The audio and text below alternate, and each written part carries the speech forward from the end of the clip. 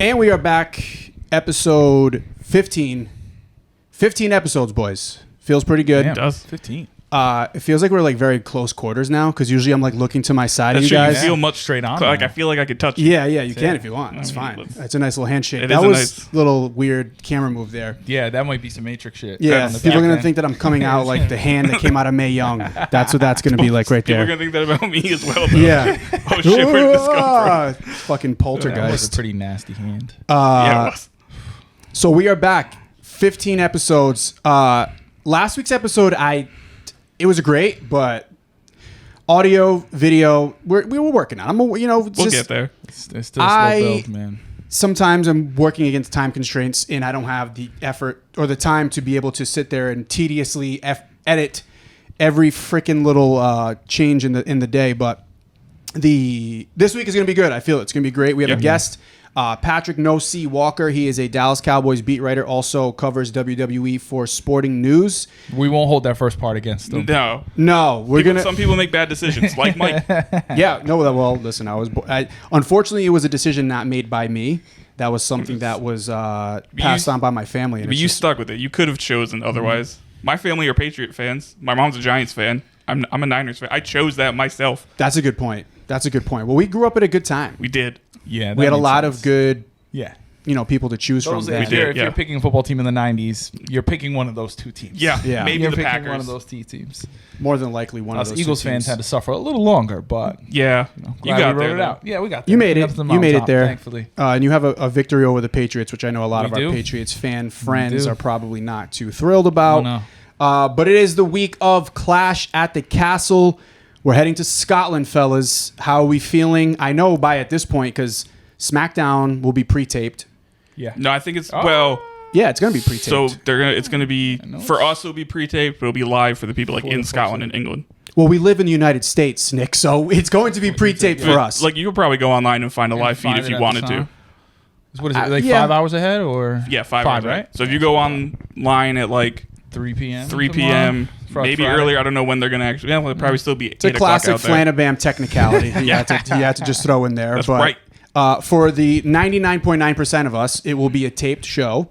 So if you are like me and you probably won't be able to wait for spoilers and or maybe busy Friday night, then because it could be a potential game-clinching NBA Finals game for the Boston Celtics. That is true, yeah. So that might be an issue, but if they lose tonight, then forget about it. That won't even matter. But yeah, we're heading to Scotland. It's been a fun week. I think the go-home show for Monday Night Raw was amazing. It was awesome. It was really good. I think it was really, really good. One of the better Raws overall in a while. Yeah. And that's saying a lot. Some really good matches, some really good story build-up. A lot of the storylines that are happening, especially the main ones, just were really good. So, yeah, I mean, that's kind of a few different things to look forward to when it comes to Clash of the Castle this weekend. Yeah, I thought Monday was awesome. I know I texted the two of you a little into the show, and I was like, it feels like it's 1997 again, because it just did. Obviously, the Liv and Dom angle is just screaming Attitude Era. Is screaming like, holy shit, like they're going there, they're doing this. And then later on in the night, and I know we'll get there, we had a lawn darting. So I was like, wow, this really feels like the Monday Night War all over again, just on one show, which is awesome. But yeah, kudos. I mean, the show, and I know we'll dive in specifics, but I think overall, one of the better Raws we've seen in a while. Yeah. I thought they did a really good job of elevating talent, kind of wrapping up storylines or bringing them to a crescendo for this weekend. And it's only made me more excited for the pay-per-view. Yeah, I agree. The only thing I'm a little upset about is what we talked about last week. I don't like that they're doing Cody and AJ at Clash of the Castle. Like, I really wish they'd held that off for Money in the Bank. But, I mean, the match will be great. Of course it will, because it's fucking Cody and AJ. But I just now it really throws a wrench in of, like, who main events? Is it going to be Cody? Is it going to be Drew? It can't be Cody, right? Like, it can't be, right? I mean, I guess they go Drew first, if not. Right. You open with Drew, although... But I don't think that's going to... I don't know. I feel like the crowd is not... You know, the crowd's going to go and they're going to figure it out, but I think... I just think the right thing to do is to finish with Drew. I think it's the right thing to do, regardless of the outcome, because I think we both think... There's an opportunity he wins. There's an opportunity he doesn't, likely because of Punk. But I think he has to finish the show. I really, really think so. I think so, too. But at the same time, like, Cody's the guy. Yeah. How do you not close with the guy? Especially in a one-on-one match. Like, if it was a tag match, then it would make total sense to start with that. You know, of course, exactly. Deliver. And I think, and this is a little off topic, obviously same pay-per-view, but now I'm like, damn, Piper Niven. I was really hoping she was going to be positioned either co-main or really just to kick off the show. I think that would have been the best way to do it, kick off the show with her and finish with Drew and Priest. But now I'm curious to see how it's all kind of slotted out. Yeah. I mean, I suppose you still could start with that and then put Cody in the middle. Yeah. But that feels even weirder. Which that would, I feel weird because then also, are you doing any favors to Drew and Priest having to follow that? Right. Yeah. Right, especially if they immediately have to follow that. Yeah, exactly. And I think that's why you maybe sandwich them in the middle. Or I think what likely happens is we probably get the guys are starting and ending, and I think the co-main is going to be the women probably no matter what. Yeah, but if you think about it, it is an international PLE. So I don't think you're necessarily too concerned with the crowd not being engaged because of how hot the crowds have been overseas. So you're in a tough spot because you have both of your main titles in the men's being defended, and you have your women's title being defended with a superstar who is from the country that you're performing in. So you'd like to think they start with one, end with one. Right.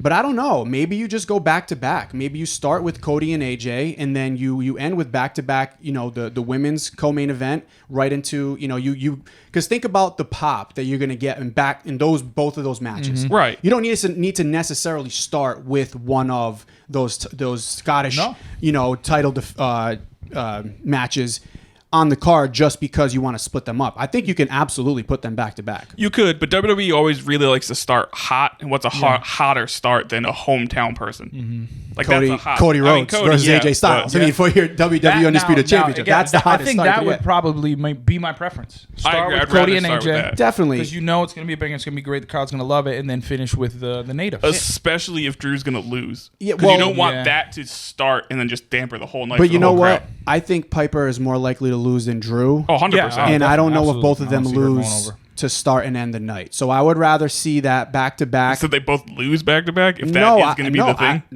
We'll get into it a little bit later, but I do think that because Piper Niven, Drew at least has had some type of build up. Right. In this match, in like a story behind it, whereas it feels like Piper just kind of got thrown into it because it's in Scotland. Yes. Yeah. There's no denying that. Yes. So. Fact. Also, I think she's absolutely crushed it. She's been great. Yeah, absolutely. But it's really also delivering. Like you haven't allowed your audience to really get behind her. Because you built up Bayley, to have the face turn at WrestleMania. So she's already playing that. So now what? She's going to go to Scotland as the heel because... Oh, no, Piper will still be the heel. Technically, but she's a heel. Right. The hometown, yeah. The crowd will be behind her, but she'll be... 100%. It's like when they would run shows back with Bret Hart in Canada. He was still the heel. Yeah. He still wrestled as the heel, but the crowd was behind him. Mm-hmm. Yeah. So this would be the same exact way, just in Scotland with Piper Niven. Yep. I just think my biggest thing about it is they just, they did it to themselves, though. Like, you didn't have to put Cody and AJ on this show. You could have held off on it. It would have been a lot easier to... And then we're not all questioning, oh, shit, what's going to start? What's going to end? Like, it could have been a much more straightforward thing. It is, I think it's really nice to the fans in Scotland to get that reward. Right, we're coming here. Not only are you getting your native son, your native daughter type of thing, but you're also getting the world heavyweight world champion and a Hall of Famer on the same card, which I get that, and kudos to them for maximizing it, but I think this is one of those where I would have rather them kept that in the chamber for a little bit. And I'll admit, I'm nitpicking. It's going to be a great match. It's probably going to be a we're great complaining about a 5-star match. This is first world problems right here, but it's still something that I think they could have avoided. And for 2 years, but the thing is, for 2 years, Cody also said he's going to be a fighting champion. Yeah. So you can't all of a sudden have him not pretty much defend that every PLE. You easily could. You can make this AJ's thing. You can make it so AJ's like, I'm not fighting you in Scotland. Fuck that. We'll do it at Money in the Bank. Yeah, but how he's got to wait. But AJ can't make that call because he's not the champion. Heels make that call all the time. Yeah, but Cody, at the end of the day, the fake retirement thing, Cody's pissed, so Cody wants it more than anything. So AJ easily could have played up the you got to wait for my time now. Yeah, I keep forgetting your hand goes in front of my camera. I keep forgetting it does too. So I'm very motiony. Yeah, you're very motiony, and I apologize. The at camera one point, setup they're going to is think not that you slapped him just because you put your hand out there. Exactly. Yeah. Thank God. Bad visuals. No, it doesn't look right. You're going to make my camera all unfocused. Try to keep your hands down.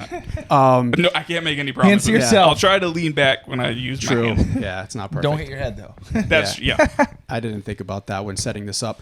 But yeah, so a few different things, a few different ways you can go. Regardless, I think it's a very strong card. Yes.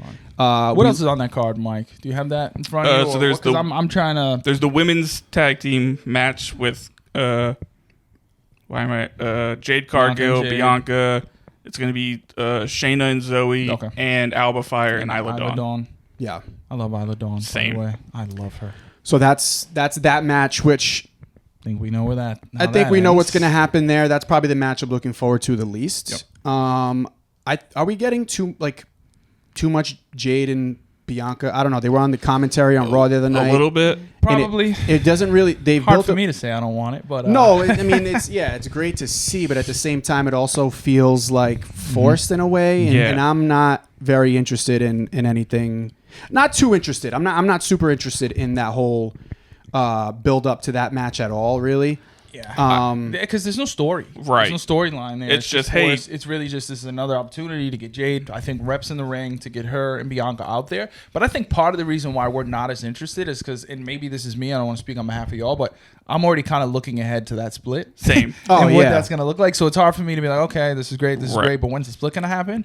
It doesn't seem like it's going to happen for a while because their chemistry's been really, really good. They have now they have finishers together, which look great and clean, and obviously it's so easy to sell and market them to a demographic that WWE hasn't been able to sell and really market to for a very long time. So I get why they're throwing them out there and putting them in front of our faces as much as we can. But I do agree. I would love to see a build. You could have done a build with a couple different teams at this point that you really could have drawn out. And I think that would have been preference. It's hard for me. I'm sorry.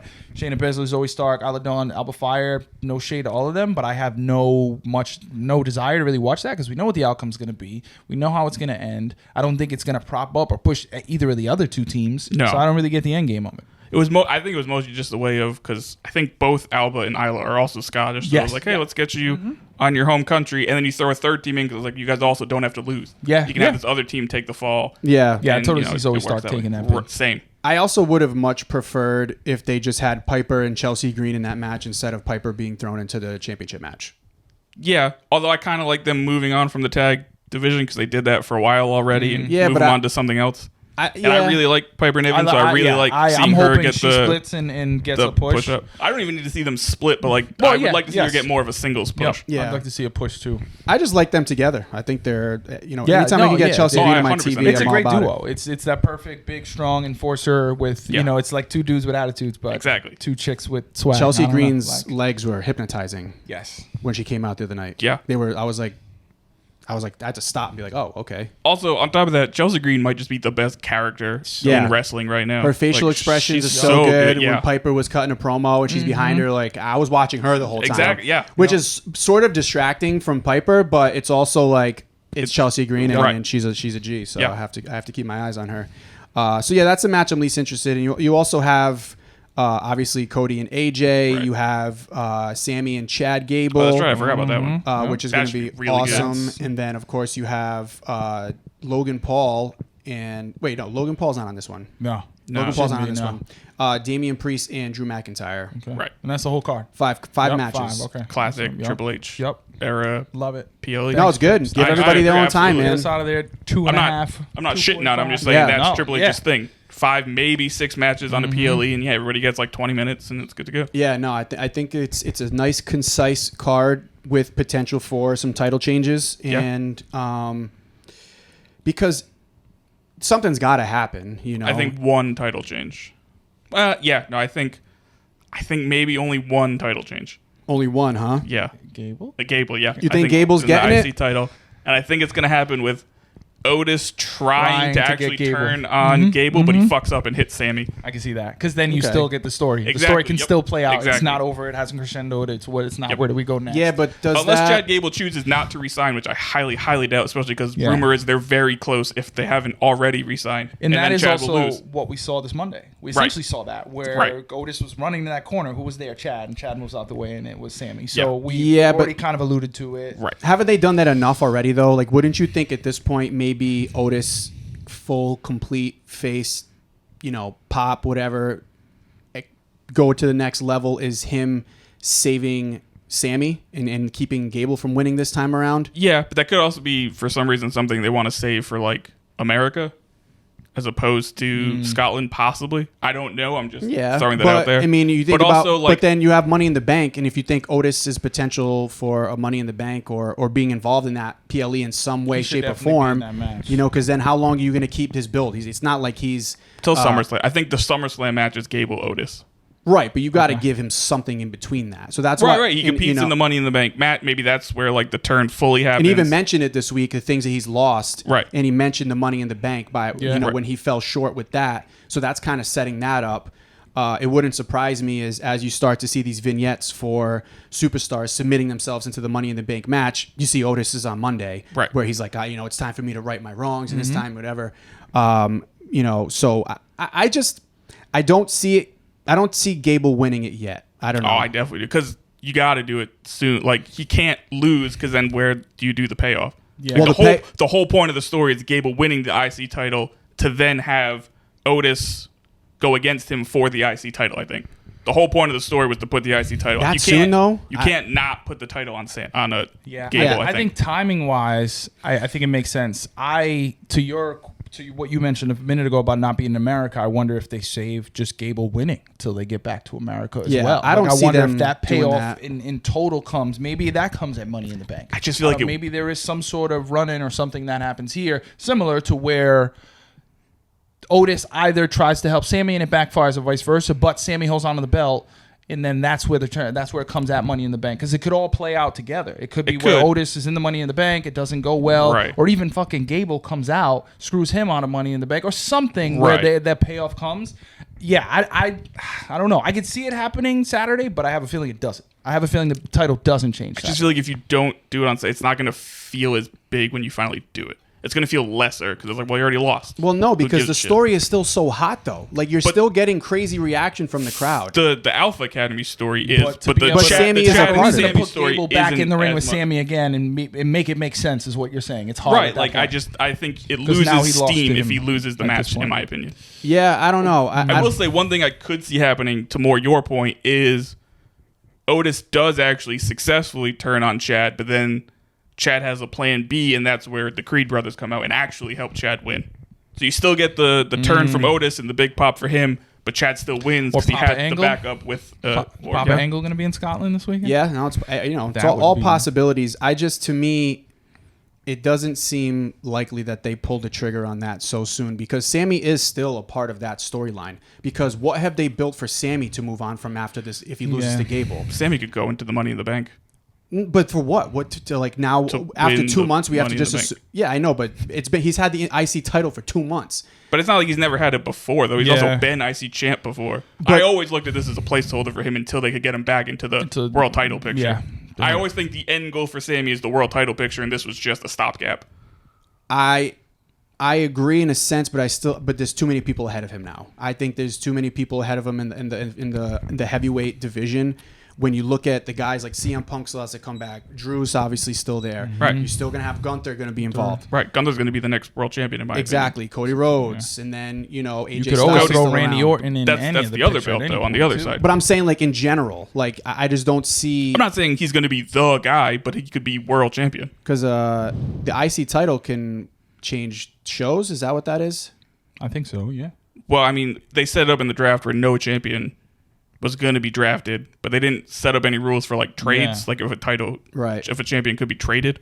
Yeah, we'll have to wait and see. I personally, I don't see it happening. It's interesting. I think we can all agree that there's a good possibility it could happen this weekend. I don't think it happens. I don't know. I could see it happen for sure. I don't think it happens for a reason. I think they try to save it a little bit and hold it and figure it out, but it wouldn't surprise me if it happens Saturday. And my thing is, if it happens Saturday or not, just get it right. Yes. Just get it right. Just make sure that is the most important thing. That's the only thing. That way you set up Sammy, you set up Otis, you set up Tozawa, you set them all up to make sure that whatever's going to happen next, they have a position and can go from there, so they're not flailing or, and I guess that's my concern with like a Tozawa and Maxine is if they're out of the Alpha Academy, if you don't have plans for them right away, we're just not going to see them. Right. Yeah, that is the sad part about them. And it sucks because they're hot now and they're over and all that, but I also don't know what makes sense for them. So I could also see Tozawa being the one who stays heel and he's actually the one that helps Gable. I could possibly see that as well. Yeah, but he plays the victim like. Oh, he plays it perfectly. Guy you like to root for so well that it'd be hard. But then again, I guess that could make for a good heel too. But I feel bad for him. And then I just think of him in like PWG and on the Indies, he played a phenomenal heel. He's been a great heel. So like, I think if they go back to that era of Tozawa, he'll knock it out of the park. Yeah, I mean Interesting. There's many different ways it can go. Regardless, It's going to be a hell of a match. I think it's a great storyline. I agree. I think it's the best storyline they have going right now. Yeah, for sure. Yeah, Otis is so over. Yeah, Otis is crazy over, and Sammy being a part of it, and kind of. I just don't see how, because he is the IC champion. I don't know. I don't see how they can just all of a sudden, because technically he's like the second part of that story, if you really think about it. But he's like the lesser part of the story. Right, but I just don't see how they would take whatever. We can keep walking circles around this. That's true. Yeah, we don't see eye to eye on it, and that's fine. Yeah, that's the best part of. That's what makes it good. Exactly. That's why we can have these conversations. And That's also makes it so good good. because you don't know where we're gonna go. But I do agree. The 100% thing that needs to happen is they get it right. So I would rather be happy than right. So as long as they get it right and I enjoy it, that's the most important part. Even if I'm wrong that he loses this Saturday, that's fine. As long as they get it right. Well, we got to go back to what kicked off Raw. Drew McIntyre comes out, and right away Damian Priest interrupts him, comes out, and they shout out to Damian Priest, come a long way on the mic. Yep. Again, it was I think it was kind of like a half-assed opening segment. I didn't think it was incredible. Yeah. It's definitely not the best promo either of them have had recently. I think what saved it is what happened at yes. the end is when Liv Morgan kind of comes into the locker room and hands Dominic the hotel key. Man. Now, many different things to peel back when it comes to this storyline. There's layers here. This is an onion. This is an onion. This is an ogre. This is, we had moments where Dom became the most hated man in wrestling because of the jealousy factor. Yep. When Liv Morgan falls on top of him and does the old mount, the old full mount, if you will. Yep. Choked him. Yep. She did. I'm going to be honest. Flanny texted the group chat saying we were back in 1998. It kind of felt like that a little bit. Yeah, she was. She was laying it on thick. Yeah, that was. That was a substantial mount there. The backstage, the perfect callback is the whole I'm gonna trace down the middle of your chest with the key card, slip this right in the top of your tights. If backstage, it felt like I felt like a kid again. I felt like I literally at one point I was sitting there, I'm in my living room and I looked and I was like, is anybody else watching? As a kid, is mom peeking in? Yeah, is she walking in at the wrong time? It's bad. You want to be alone. Yeah, my hand's visible. Am I gonna get in trouble here? I Yeah. had that moment, and that was just the backstage segment. Not to mention the ringside segment where she completely mounts him and falls on him, 2 hands on the neck. Yeah. That's what I'm saying. When she landed on top of him, I was like, oh, God. And then for me, it got even better when Zelina was coming on. I'm like, okay, Zelina, get in on this. Zelina, get in on this. Yeah, here we go. Whew. Horny pod. God damn. So Liv is really playing that part really well. Yeah. And then the passing of the key, Dom obviously shows disgust. He says, I want nothing to do with this, throws it on the table. Shout out to Carlito, though, with the best, my favorite moment maybe in all of Raw, because he throws the key she gave me your key. Oh, that's cool. That's cool. No. No, it's not cool. No, I don't, no. He also had the moment where he got scared from the pyro. That was pretty funny, too. The pyro, being scared of the Judgment Day's pyro was great. Carlito, shout out to Carlito. I like him in this role. I like it, man. Nice little Carlito renaissance. It's been nice. Pretty funny, the whole heel turn, and then now he's trying to be part of the Judgment Day. Even Monday, where they all put the hands in, and Priest looked at him and was like, and he was like, I'm in. I know. It was not. He's been awesome. They've all been awesome. They really have. JD, Finn, all the roles they played in here. Yeah, big time. Dom too. Yeah. Dom's facial expressions and looks are good because in kayfabe, he's like, I can't. But then you can see it. You can think the key card. Then later on, we're in the clubhouse, key card disappears. Where's the key card? Right. Dom has it. He finds it. And then it goes back on the table. And did you guys catch this? Yes, Yeah. Good old Finn Balor. Because I have now another tinfoil hat conspiracy theory. Here we go. Yes, I do too. Maybe it's a double bluff. Yep. We all keep thinking it's Dom and Liv are together the whole time. Nope. But what if it's actually Finn and Liv and they're just trying to take over and Dom's actually kicked out? Dom still stays with Rhea maybe. Yep. And it's now actually Finn and Liv. I was thinking that because now I'm thinking the tweets. Yeah. All the tweets. Him always being there in the middle. They were backstage just the two of them. Yeah. There's been a lot of seeds to plant. And also, a part of why I've been thinking this is, this was when the match happened and I realized, during the promo first, when Priest is like, and Finn's going to take him on. And Finn's okay. Right. And then Finn's facial expression, I think people forget how good Finn Balor they do. is. Yeah. Like, Finn Balor is like an all-time great. Yes. He's good on the mic. He's got all the skills. We know what he can do in ring. Naturally, Judgment Day, he's taking a back seat. And kudos to him for the willingness to take a back seat. Make sure Priest got that push and others. But I think this could be where we see the rise of Finn Balor again. Yep. And he returns to the top of the card and has the role in the Judgment Day that he probably should have had since day one as the leader. And hopefully finally gets the title reign he's deserved. That he's deserved. That's literally since he had to forfeit it when he tore his label. Yeah, and that's a perfect storyline that you can start now. When Seth comes back, you can put the belt on Seth, and he can like. There's so much you can do there, and I was thinking the same thing. I'm like, maybe once he slipped down, I'm like, fuck. Yeah, when you see him grab it, and stick it in his pocket. Because then also there was I don't know, maybe a month, 2 months ago. Well, probably not that long ago, but a month ago, there was people noticing that when they showed them coming into the building, Liv and Finn came out of the same car. Yeah. So it's the seeds have been planted that maybe it's actually those two the whole time and not. And she's doing this to. And same thing with JD, because JD is going to be with Finn. Right. He's under him. So any part of this, he's in on it. So that was and I was like, this is veering left. But again, similar to what we were just saying with Gable and Sammy, more opportunities for shit to go that way and the other way, but all good stuff. Yeah. Yeah. It's all good. And right when you think you have it figured out, they throw in another little plot twist. And I like that. It's a good thought process because you're right. They have been planting the seeds. Finn always seems to be the one interrupting Liv or getting in the way. So that could add up. And we'll see what part they play in Damian Priest's. Well, they're banned from ringside, they're now right? Banned. Right. Yep, they're now banned because Which Finn is lost the match. another reason why I think Priest is going to win because I think they're going to cost them against Gunther at SummerSlam. Yeah, that's when it all happens. I'm thinking way ahead. Yes, you are in fucking 2036. I had a V8 this morning, so I'm firing on all cylinders. Very good. I stayed at a Holiday Inn. Hell yeah. You and Chingy, yeah. Snoop Dogg, and Ludacris. You're having a good old damn time over at the Holiday Inn. I didn't get a text. Yeah, for real.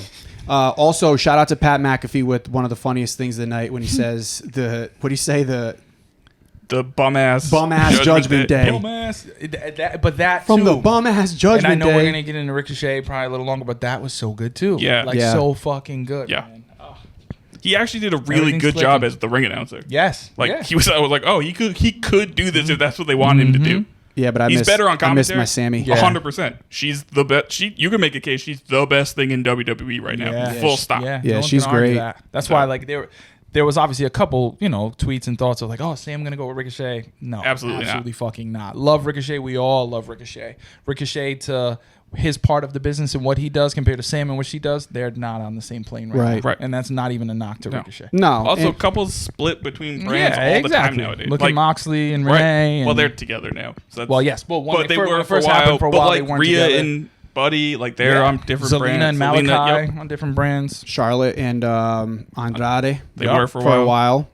Once Becky Lynch leaves and goes to if he regrets AEW. coming back. That's also possible. I think he does. Because he's caught up in that LWO, the God of Phantasma stuff, and then he was with the Judgment Day. Right. I don't think they have a plan for him. But he also hasn't been on TV for in a month. A month, yeah. If not longer. And he's another star. I mean, I know he's doing the Speed stuff, and spoiler alert, if you want to watch it, he's the new Speed champion. The new guy. But, we saw what happened with the last Speed champion. So yeah. No, but that's under his own decision. Right, 100%. So it's kind of I'm just saying. With the Speed title, not in the company. Right, exactly, yeah. Let's get into that, because that's what we're assuming. That's why Andrade's now the Speed champ? Right. Ricochet, the rumors were going around that he was going to be not renewing his contract. Mm-hmm. He's ready to move on to do something else. Who knows if he'll come back. But as it stands right now, the rumor was he's done, and there was going to be a plan in place to write him off of WWE TV. Monday Night Raw happens. Some, what do they call that?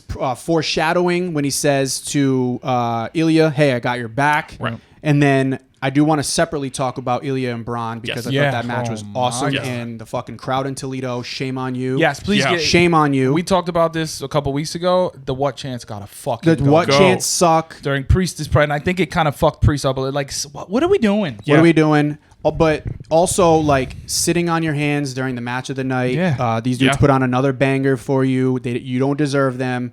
I hope they bring that to Providence again in August, and we can give them the applause that they deserve. But some foreshadowing prior to the match. Ricochet tells Ilya, hey, listen, I got your back. Don't worry. The match happens. After the match, Braun was looking like he was ready to put the beat down on Ilya. And then here comes Ricochet to save the day. So we think. With the first of all, dope spot. Yeah, I that didn't even spot see him was coming. Oh no, Yeah. super dope. That opening spot was The insane. angle I was on the waiting cuts for it though. I was too, Because but I I was- didn't think it was going to come like that. Yep. I thought you were going to see him come out like from the behind or something. And then well the done. second we saw them backstage together, we knew that Braun was going to come. And my lord. yeah, And to the people who say, why are we still writing off people on WWE like we know what's happening? It's still a fictional show. Yeah, Right. yeah. So therefore, there's stories to be told. Right. So how about you just shut up? Let's just start there. Let's have you shut up and watch the show. Let's Right. start there. and enjoy it. And enjoy because it. This And is just one of the enjoy it. best write-offs I think we've ever seen. In definitely business. years. I will say though, if this ends up being the write-off, because I read this morning that apparently Ricochet's under contract till like the end of July, Right. And they're considering bringing him back for maybe like an actual match with Braun.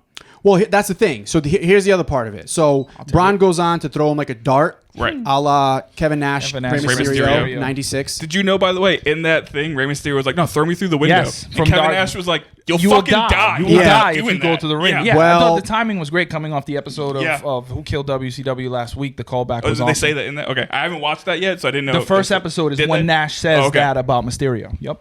Well, Ricochet takes a nasty bump off of the trailer, lands scarily, which I did find out afterwards. He had a pad under his shirt. Yeah. Because that bump wasn't because you notice his leg got caught up on Braun's shoulder. Yes. So Yeah. he came straight shoulder. Like Yep. that impact and sound was his. I mean, was his elbow. That Right. fucking elbow just smashed. It wasn't supposed to be a bump. But you like could that. also see he kept pulling his shirt down. Yeah.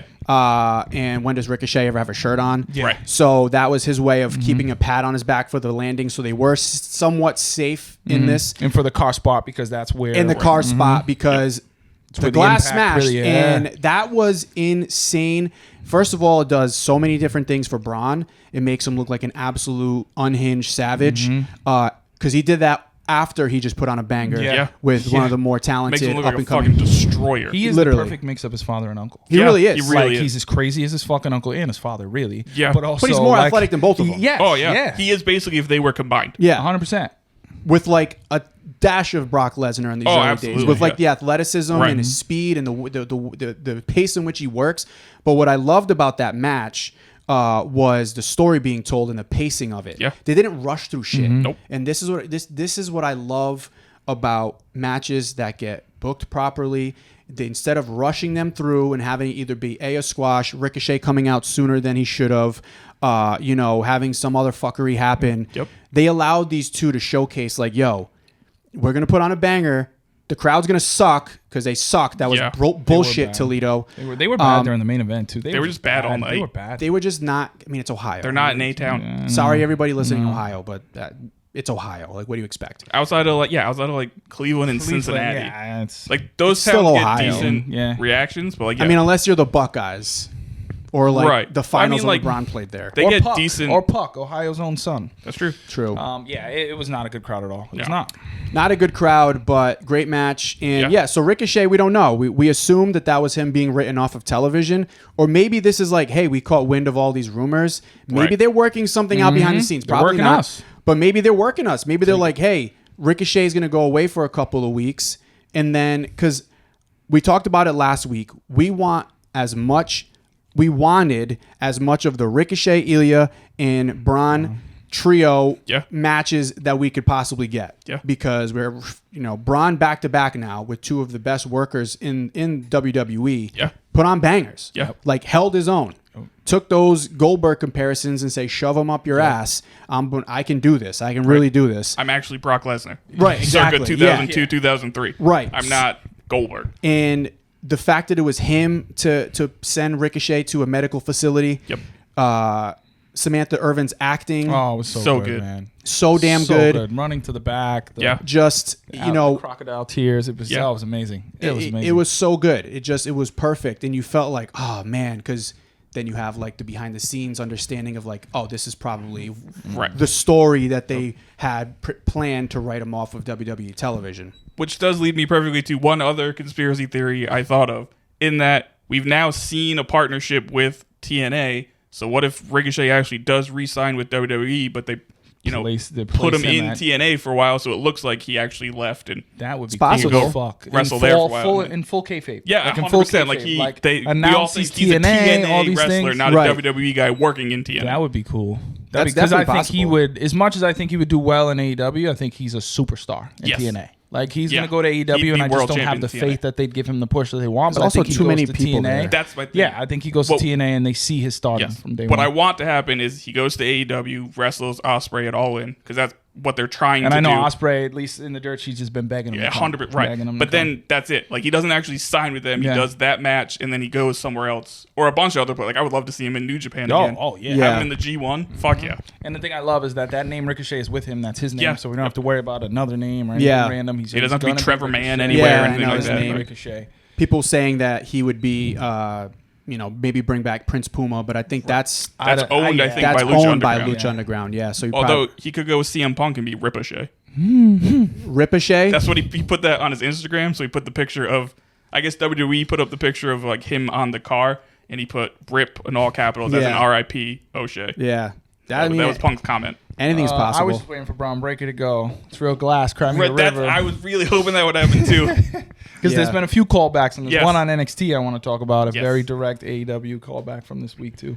Oh yeah, for sure. Raw was jam packed. A great go home show. Yeah. In my opinion, when it came to leading up to Clash of the Castle, Mm-hmm. there's really been. It doesn't feel like this particular PLE and the ones to come this summer. It doesn't feel like we're getting throwaway PLEs anymore. No, they feel big. Where like you know 100% what's going to happen. Right. This is just a bridge. Like it feels like really anything could happen at any Yeah. time. And I love that because that was missing for so long. And these programs that they have them in, even AJ Styles and Cody lasting 2 PLEs now. Yeah. To me, that's dope. Like Yeah. we used to get that all the time. Like how many times back in, the early 2000s were we getting Triple H and The Rock on like consecutive pay-per-views? Right. Like it happened all the time. Right. That to me is how you build a rivalry. That to me is how you make your stories more unpredictable. Yeah. And I love that. I think that's been a huge bonus. The only thing that I want back still is the unique Sets. PLE sets. I want fucking sets Which so we'll probably badly. get this weekend, no? In Scotland? I think it's gonna look like it's gonna be that like inlet thing. Are they with, in a like, stadium or an arena? No, it's an arena. It's an arena. arena. Oh, Yeah. it's gonna be It's gonna so be loud. that. It's gonna be that inlet thing Yeah. with like the thing they've been doing at And all also the remember, indoor Triple H PLEs. had said he wants to be more minimal Right. and go that way. But I think part of the reason It why also this fits is more so people good- in there. Right. Yes, and I think part of the reason why it's been so good is because they have left North America. Right. And I think the Yeah. more you go to places where you haven't been, naturally the crowd is going to be amazing. You know they're going to show up. And Yeah. also I feel like WWE feels inclined. We have to give you a good product. Yeah. We might come here once every 5 years if you're lucky, sometimes for the first time. So like we're going to give you something good. So I'm all for if from Mania Till so SummerSlam they're is not your in go there. abroad time. Absolutely. Do it every year. Like Yeah. if that's the case and you know you're going to get good cards and you're going to have a reason to feel like you got to go above and beyond for that crowd, do it every fucking year. I Absolutely. would love that because it definitely feels different. It feels so much more palpable this year. Because like you said, every year this is like the slow period. This We're is like it, we don't yeah. have anything until we No. get closer to SummerSlam and then they build it up. But that hasn't happened this year. It's been just full go all year. Yeah, which again, we've also seen how they've already set up story. I mean, this is 2024. Seems like it's already pretty much planned in a way, like not 100%, but like the players that are going to be involved, Yeah. and the up and comers that are going to be involved too. I think everything up to maybe not so much the full fledged matches, but like the storylines for the most part up to at least Bash at Berlin. I think it's fully like planned out. Yep. Yeah, which is With dope. backups, in case somebody gets injured or something. Yeah. Exactly. We're going to hold it there. We're going to check in with our guy, Patrik No C Walker, Dallas Cowboys beat writer, covers WWE for Sporting News. We're going to catch up with him, preview some more of Clash at the Castle, and then we'll come back to make a couple predictions. I'd like to get a couple predictions on the books, so don't go anywhere. Here he is, my man, Patrik Walker. And we are back. Very special guest today, man. A guy I've been following on social media for a long time. Dallas Cowboys senior writer, Sporting News senior writer covering WWE. My man, Patrik No C Walker. Emphasize the No C. My man, thank you so much for giving us your time today, brother. Hey man, I appreciate you guys having me. And like you said, Mike, please emphasize the no C. For The those that no know, C. you already know there is no C. It's Patrik with no C. I don't know what Mom Dukes was on when she made that decision. But we flipped it and we made it work for us, man. So we here. Man, you're definitely one of my favorite follows. Obviously, Thank you. as a Cowboys fan, your coverage for that team has been phenomenal. But recently, I've been seeing your coverage for WWE with Sporting News. Love the recaps. Very similar to what we kind of try to do here with like for our listeners and our audience. We talk about what happened, so in case they missed it, we give them a little recap, but also add our little spice to it. Your recap for Raw this week was great. Go home show for Clash at the Castle. What was your overall grade of that, and what was probably your main takeaway from this week's Raw? You know, typically, as you guys know, when you're looking at either the penultimate episode going into a PLE and more specifically the go home episodes, uh, in the Vince McMahon era, the WWE, they would normally kind of go on cruise control, right? They give you a lot of filler and it'd be more storylines than there actually would be matches that were not throwaways. But this last week's Monday, just apps or this week's Monday was just explosive. I mean, it was PLE worthy on several levels. You talk about the match between Ricochet. I'm sorry, initially between Braun Breaker and Ilya Dragunov. Even without Ricochet chiming in on that, which we'll get to in a second, that stole the show. That was a PLE worthy match. And the rivalry between those three, how it took it to another level. I mean, I was glued to it. And then, of course, the challenge of Damian Priest was then to try to make the match between Drew McIntyre and Finn Balor matter more than that. Mm-hmm. And obviously that's a good credit to Damian, but also obviously to Hunter. Paul, shouts out to Paul, because in this new Renaissance era, as Cody dubbed it a long time ago, or I should say before he took that belt off of Roman Reigns, which I kind of feel a way about, but it's okay because I mean, Yeah, yeah, yeah, final boss will be back. yeah, But I yeah, mean, yeah. all things considered, I mean that episode was it was magnificent, man. You had just enough explosive storylines, and then the Ricochet angle, and then the way that Samantha was able to just work. I mean, that work that she did, I honestly could not tell if he was injured or not, because half of me is like, okay, this is a work, right? Right. The other half is like, she's crying for real, dude. Like, is it so? When you tie that into the contract situation with Ricochet, and as we know, he's already notified the WWE that he's going to be a free agent. I believe his contract expired on the 10th, which would have been, the day or so before he got formally terminated by Braun Breaker. I mean, look at every single match, look at every single storyline, and it all built up. I do have a couple of uh, gears to grind with the WWE as far as pandering is concerned. Hmm. Um, Interesting. but for the most part, this episode was just magnificent. And I'm so looking forward to see what SmackDown is going to do, because they've been leveling up, especially with this AJ Styles and Cody headline going into the Clash at the Castle. Yeah, we were talking about that earlier. We did the beginning of the podcast right before you hopped on, and you pretty much were spot on with you when it came to the Braun Ilya Ricochet. We said last week we want more and more of that. Then More. the news came out about Ricochet, and we're like, oh, it looks like we might not get that much more of it. But what we got was phenomenal. But the Cody and AJ thing, do you feel like this was something that needed another PLE, or did you think that where it ended in the last match they had is kind of where it should have stayed? No, no, no, no. You guys saw how that went down in France? That was not only was the crowd arguably the most electric uh WWE crowd ever. Yeah. And I've been watching since I was knee high. Just Mhm. absolute phenomenal job by that crowd in France. But the match itself was an instant classic. And when you look at Cody Rhodes right now, he's trying to establish what his reign as champion will look like. And that's what everybody was wondering. Obviously, we've seen Roman Reigns' reign for years, literal years. And now you have a new regime in Hunter, and you have a new champion, and that champion is going to be Cody Rhodes for Hunter's era. Question always surfacing when it comes to this, which is, well, what does it look like with Cody Rhodes as a champion? Are they going to kind of take it a little bit soft on him? Wasn't a big fan of the Logan Paul booking.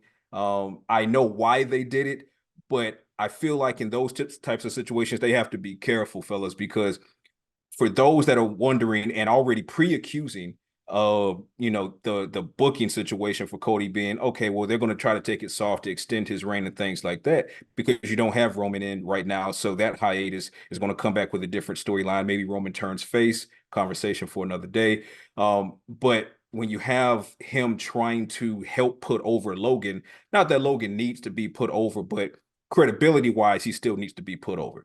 And that was the purpose of that booking. It was for Cody to put him over credibility wise, not as an athlete, not as a wrestler. I think he's already determined or already shown those things.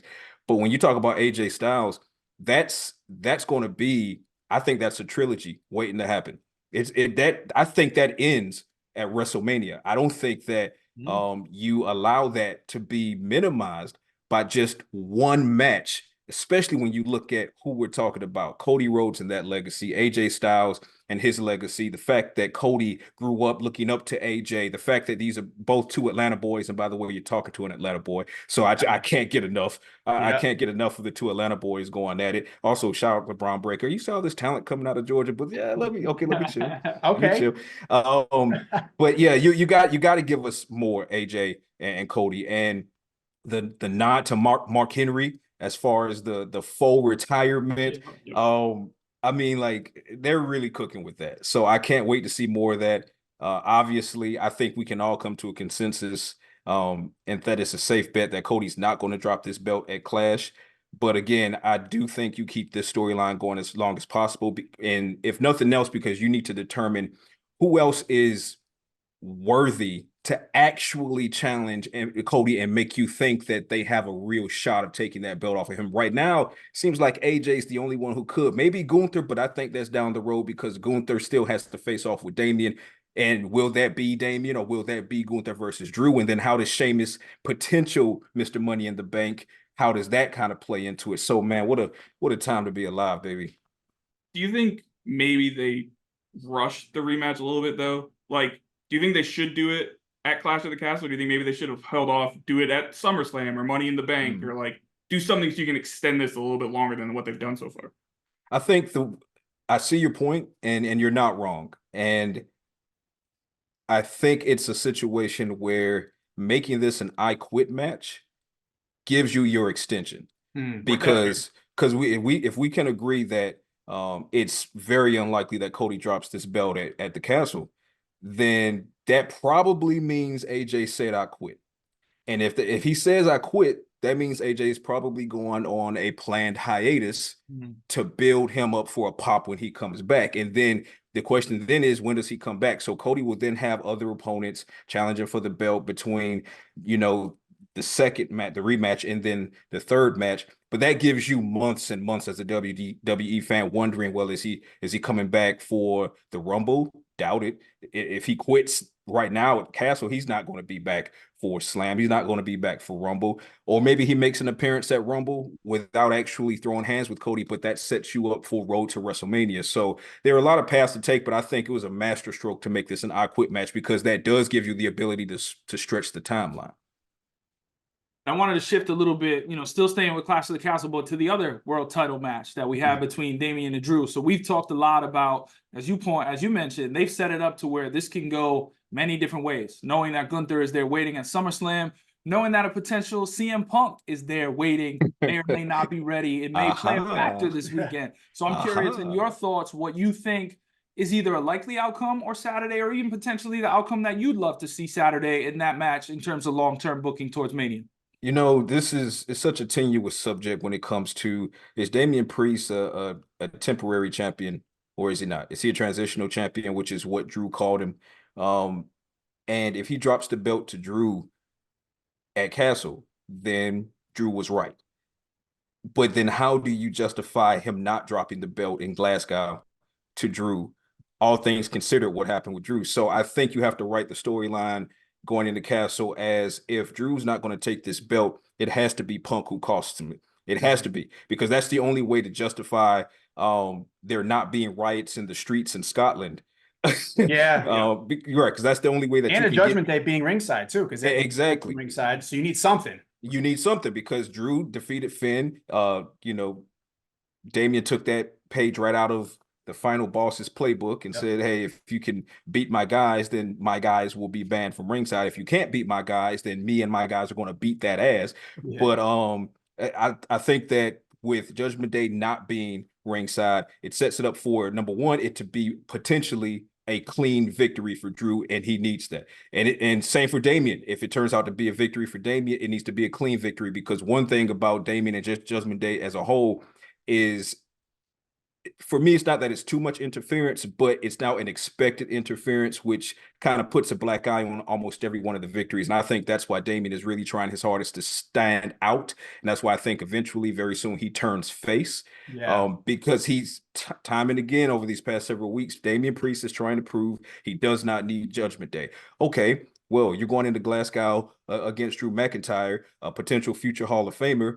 If you can win this clean, that helps put him over in a massive way. But if Damian is going to get over Drew at Glasgow without there being any kind of riot, you're going to have to sell it to fans. And the only way to sell it to fans is to give them CM Punk, which is what we all want to see, and have Punk cost Drew, which then finally, and I know Drew wants the belt, but this collision course between him and an eventually medically cleared Punk has WrestleMania written all over it. And the only way to really spark it, because Punk has been absent these past several weeks. Okay. It's time for him to make that pop. And I think that the reason he's been absent is because they've been setting it up for him to show up last minute, Clash of the Castle. He comes out of the audience and he costs Drew the title. And that's why Damian gets to retain. Yeah, and they set that up with banning Judgment Day from ringside too, because now it's like, oh, somebody has to go over clean, but then it's like, oh, wait a minute, you still got that wild card of CM Punk coming out to screw over Damian Priest. Right when the crowd is about to pop in Glasgow, here comes Punk to ruin the day. It'll be like a 2 3/4 count, Yeah, and somebody pulls Drew's leg, and the camera pans over, and it's CM he Punk. pulls the hood up. Yeah, he pulls the hood up, and it's CM Punk, and he's just sitting there cackling, and the pop goes crazy, because now you have the fans torn between their hometown hero and their hometown legend being robbed, but the fashion in which he was robbed, you love it. You know you love it. Yeah. Even though you wanted your guy to win, you know you love that CM Punk robbed him. You know you love it. Oh, 100%. And you know, it's funny because I don't know if it was Drew that tweeted, like, you know, if that happens in Scotland, like they're really, you know, you might not make it out of Scotland. Like it might be a situation where, you know, the fans, they take over and you're not gonna be able to make it back home. And that's what I mean. The only way that this goes over is if it's CM Punk. And we'll just go ahead and say, if anyone's unconcerned with making it out of a situation safely, it's CM Punk. Yeah. He's literally has hands, and figuratively speaking. This is a guy who did some actual fighting before he came to the WWE. So I get it, Scotland, you know, you like to fight, but careful who you pick a battle with. Phil Brooks ain't the one. So we talked about nah, he ain't the one. He ain't the one. We talked about the two main titles being defended. There's another as well with the Intercontinental Championship. A really good storyline they've built up, even pre-Mania, you know, leading up with Gable kind of being, which I thought was kind of corny. We talked about on the show. I wasn't crazy about the Chad Gable saving Sami Zayn thing. I thought that was kind of weird. But everything since Mania has been gold. Do you think, if you think that, you know, Drew is getting screwed out of his title, if you think Cody's retaining, do you think the IC title is the one that changes hands this weekend, or you think it's too soon for Gable to get the strap? Oh man, this is where it gets interesting, because not that someone has to, but you feel like someone should drop a belt in this PLE, and I don't think, well, money on the table, easy money. It's not Cody, Right. Less likely that Damian drops it, but certainly not impossible. Right. But let's say Cody retains, Damian retains. Zayn's babyface act is one of the best I've ever seen in any promotion, in any generation. And he's at such a pinnacle right now. But the problem is this Gable storyline is kind of saving Sami Zayn's reign right now. Mm-hmm. Because if not for the Gable and the Alpha Academy storyline, you know, once he dethroned Gunther changed gears. He went to, you know, King of the Ring, won King of the Ring tournament, And now he's looking at Damian. He's looking at or Drew, whoever has that belt. He's not looking at the IC title. He's already had the IC title. You have to upgrade Gunther now. So it's either heavyweight and eventually Universal. I believe that he's going for. That's his storyline. Sidebar, Hunter, if you're watching, and I hope you are. He watched. LA Knight. Confirmed. Yeah, He watched. absolutely. Yeah, Absolutely. My hands on my shoulder. You're watching. It's past time for LA Knight to get some gold. So that's who I think Logan drops it to. But that was a sidebar because I have my frustrations about give LA Knight the belt. Yeah. Let me talk to you. But they think they're going to keep stalling out LA Knight, but his time coming. But so the other belts, I don't think Zayn drops it. I think it's more likely that I think he retains and the WWE figures out who else is going to drop the belt, potentially drop their belt. Because keep in mind, I mean, you still have the tag titles in both divisions, men's and women's division, and I could not be more ready. And this is where I think there's a change of hands. I think A-Town Down Under is done. They're 100% done. I think this is where they dropped the belt because, number one, my opinion, they should have never had the belt in the first place. Yep. I think that belt belongs to the Street Profits. I think it's long past due. Thank you. Right? Yep. I think Montez and Dawkins, they absolutely, to me, hands down, best men's tag team in WWE right You've been now. watching our show, No C. You've been watching our show. No, not until you sent me the clips, Yeah, and then I watched all of them. So I did We've been catch saying up. this for weeks. We've been saying this for weeks that Street Profits, it's time, man. Like when you think back to their original like run, and they had the rocket ship strapped to their back, dude, and they deserved it. They were the best tag team. They kind of got the back seat. We didn't know if Montez was going to do the solo thing, but I'm in full. I think as a show are in full agreement that it's time for the Profits. Well, and Mike, you and I, we kind of talked about it on Twitter a little bit. I've been on the same page as far as number one, Street Profits, they're long past due. But I also thought that there was a time in which Montez was out of here in a great way. Yeah. I think that his star was shining too brightly. Then you look at his performance at Elimination Chamber. He is absolutely. I thought he was going to, it was going to be a Sean and Marty situation. Yeah. Minus the barbershop plate window. But credit to Montez for his loyalty and for Dawkins for stepping up.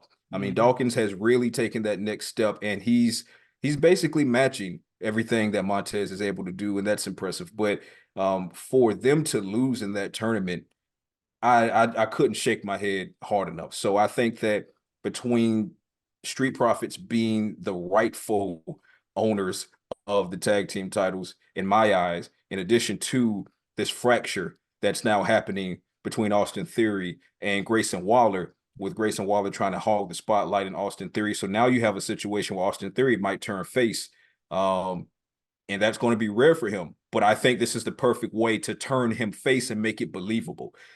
Because if you do that, now you're talking about maybe the fracture becomes a full-on shattering of A-Town Down Under in real time during the tag team title match, and Theory goes after Waller and just costs them the whole match, and now the title changes hands. So I think that if you're looking for titles changing hands, I think that's the most likely one to change hands at Clash.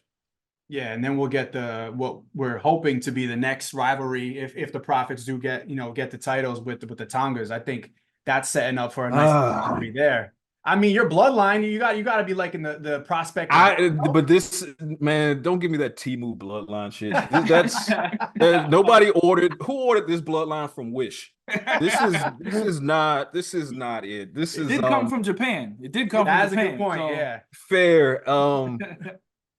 Yeah, it's definitely made in China, I'd say. Yeah. But this is one of those things where as wonderfully as the creative department and Triple H have been performing and just, giving us banger after banger after banger, this one ain't it. No? This one ain't it. The hilarity, just the pure unbridled comedy to see Solo Sikoa of all people look Paul Heyman in the face and say, "Oh, losses have consequences." When's the last time you won, son? Yeah, true. Yep. Yeah. When do you win? Facts. Facts. When do you win? And then you make him the tribal chief and kind of like a coup. And then last Friday night SmackDown, here he is, coordinating Tonga as the right hand man.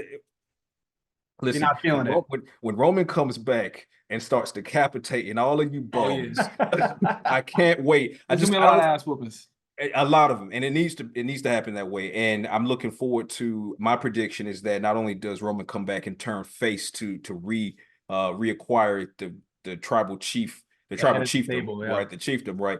But I think that it also leads to that means that Jimmy comes back from his hiatus, and I think Jimmy and Jay make up, and I think the real bloodline will then be united against these imposters. They're imposters. I can't deal with them. But yeah, that thing, I know WWE needs to get them over, not Solo, but the two guys that are stealing the show from Solo, because it's not hard to steal the show from Solo anyway, right? I know that WWE wants to get them over, but at the same time, I'm not buying them. I think Tonga is a soloist, and I think it's just a matter of time before they realize that he is, and he'll have his own career. Sikoa, he is what he always has been, which is just a henchman who needs to stay in his lane, and you're not selling me or anyone else on him being able to lead anything, because he can't even lead himself to a win in solo action. What's his last win when he brutalized John Cena? I think that's what it was. I do think that they've been trying with Solo though. Since that's when you thought it was like, really, you're gonna really try to make Solo happen. That's when they did their best, because the thought process obviously was, if we're going to try to get him over, let's put him against a Hall of Famer in a rivalry, and John Cena is perfect for that. Plus, you had the writer strike going on, so Cena had some extra time, so he was able to do a little bit of full-time WWE, at least for several weeks leading up to that PLE. But then it happens, and he beats Cena into the dirt. But even then, number one, it was overkill, right? Okay, 10,000 Samoan spikes. All right, okay, fine. Your mic skills still suck. Yeah.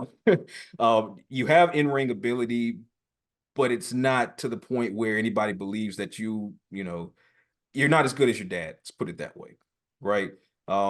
Thing about Rikishi is, not only did he have in-ring ability, but he had mic skills, right? He had the ability to sell his character, whatever the character might be. I mean, Rikishi had all of us cheering a grown man putting his naked ass in another man's face and rubbing it around. Like, he had us cheering that on. So that's I'm sorry, you got me on the soapbox about this. Temu Bloodline. So yeah, Bloodline. We're just all kind of letting it run its course, and we want Roman. The Temu Bloodline is you might have to that's you got to great. patent that one. Yeah, but sticking with the same thought. So you kind of maybe alluded to it a little bit. Roman comes back, kind of links back up with Jimmy and Jay. We get that original Bloodline. We have the new Bloodline now. Do you see all faces? We've done a lot of long-term booking here, thinking of next Mania. Do you ultimately see the Bloodline Civil War where the final boss comes back? I know during some of the WrestleMania promo, a lot of folks thought he was alluding to Solo being the new guy. So do we see a little Civil War, Roman's Bloodline versus the final boss's Bloodline, possibly at Mania? I think it's got to happen that way. I think that would be beyond explosive. I mean, you're already trying to figure out, how do they top what some are arguing as the best WrestleMania of all time. Oh man! Now, and I say arguing because I don't like being a prisoner of recency bias. Mike can attest to this as far as the other thing that I do for a living. Right? Yes. I try to keep it expansive, and I try to look back even before I was born. I try to keep it in the grand scheme of things. So I'm sure there's some that I might not be thinking of, because it's, I'm looking at the recency thing. But nobody can argue that this was maybe top 5. Okay? Oh, for sure. Yeah. I think without question it was a top 5 WrestleMania. So how do you top that? How do you top Roman Reigns dropping the belt after, 3 years? 3 almost to Cody Rhodes, and Cody finishing the story against both Roman Reigns and the final boss version of The Rock? How do you top that? How do you top that with the addition of Seth Rollins, who, by the way, had a very real shredded knee and still battled to get in that ring and be in position to take that chair to the back. And then for those who have been following that storyline long enough, they understand what the chair to the back from Roman to Seth actually means and why he looked at Cody and then chose spite over to Seth, and the depth, the layers. How do you top that? The only way you top that is to get Roman back involved, to get the final boss back involved. And keep in mind, after, I think it was the Raw after Mania, when it was the Raw after Mania, when the final boss version of The Rock confronted Cody in the ring. That's when he said, "Don't ever break my heart again."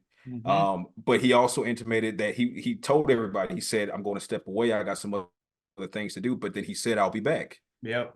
What PLE is worthy of such? The only one is WrestleMania. Right. So I think that's a situation where it's a full-blown civil war, and it has to be that way, because without that, and I know there's plenty of time between now and next April, plenty of time.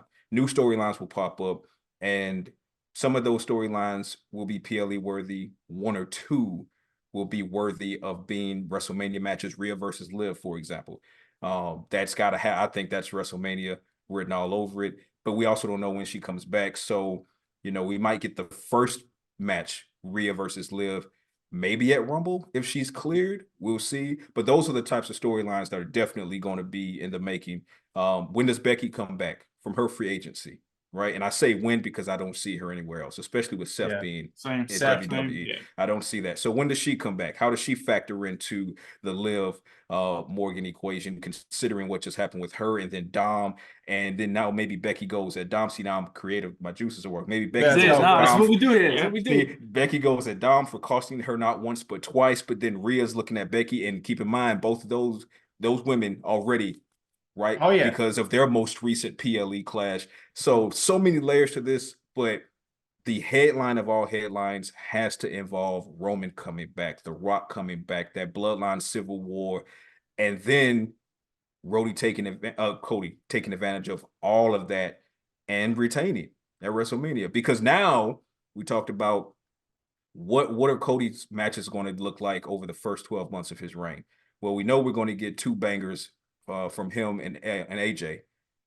We got, I don't want to call it a throwaway. It was a fun match to watch, but it wasn't what Cody needed. It was what Logan needed. It was a Saudi match, Right. It's what Logan needed, not what Cody needed. But sooner or later, you have to wonder, okay, if Damian drops to Drew, does Damian say, screw this, and now he goes after Cody? Because Cody and Judgment Day have had their tiffs in the past as well. So I just feel like you got to make sure that between now and WrestleMania, to make sure, number one, I believe Cody's still going to have the belt at WrestleMania. But you got to keep us all bought into, you're not spoon feeding Cody. And then at WrestleMania, you make it as difficult for him to retain as it was for him to get the belt in the first place. He's been doing a damn good job of what he said he wanted to do. He wanted to be a traveling champion. He wanted to bring the belt to cities that weren't seeing it when Roman was the champion. I mean, hell, he brought it to NXT just last night. He brought it to NXT. Gave an incredible rub to Trick. I thought that was gave his mask away for those that don't know. That's right. Dashing. Dashing. Dude, he's been great. And I think that it had the potential to go the other way where people turn on him fast because it's like you hit the climax. Now what? Story's finished. But they're doing a good job, man. They're doing an incredible job, and he's doing an amazing job. He is, and not just as a champion, but also as an ambassador for the WWE and just professional wrestling. I read yesterday, a couple of days ago, where he purchased that championship belt for that smaller promotion, wrestling promotion. Uganda. So between that was actually, it was either the day before or the day of NXT yesterday. But I say all that to say, in a span of 24 to 48 hours, that shows you his ambassadorship, right? Because he's also at NXT last night and kind of helping get Trick over, even more so, I should say. Yeah, Cody's coming to the cookout. I'm here for it. Yeah, that was awesome. So good. He goes backstage and gives the mask, and I will say that as the new face of WWE, they could have chosen a better guy as far as legacy, as far as what he's been able to do outside of his legacy to establish himself as not simply someone who succeeded off of nepotism alone. But he's actually worthy. Not quite yet, but he's on the trajectory of being worthy of being a Hall of Famer in his own right, which would be magnificent because, I mean, that puts him right up there with Dustin and, of course, the incomparable Dusty. So, yeah, couldn't have said it better, man. That encapsulates basically this Renaissance era about as good as you can. And it's been fun, and it's only going to continue to get more fun. Patrik knows C. Walker. Oh no, we're not rapping. We're not rapping until we no. Come on, we got to talk about Jade and Bianca. Okay. Well, listen. I know. I know it's me. I'm short on time, but we gonna throw another few minutes. We always got time for them. We always got time for Jade and Bianca. Let's go. We always have time. I'm showing respect to the voice of the star. You gave me a time frame, and I love it. Respect it. So I appreciate it. And I'm telling you right now, we're gonna burn through that a little bit because we got to talk about Jade and Bianca. We talked about the men's tag team division, and who I think definitely hands down is the best men's tag team duo, and that's going to be Street Profits. Okay, well, let's talk about Montez's counterpart and Bianca and what she's been able to do in helping Jade get over in WWE. We were waiting to see Jade for a long time as they were prepping her behind the scenes, getting her refined and polished, and I don't think that they could have handled this any better. They put her with a future Hall of Famer in Bianca Belair. The chemistry is nuts. Absolutely nuts. You would think they had been wrestling for years. Yeah. Right. Sometimes I watch some of their combo moves and it smells like Hardy Boys, right? Yeah. That new finisher is a monster. It's a monster. It's like Hardy Boys, Dudley Boys, the Rockers. I mean, like, they're fantastic. I'm halfway waiting for them to come up with an actual tag team name, but I figure if they do that, then it makes it too concrete, and you got to allow Bianca an out, right? For when Jade turns on her or when she turns on Jade.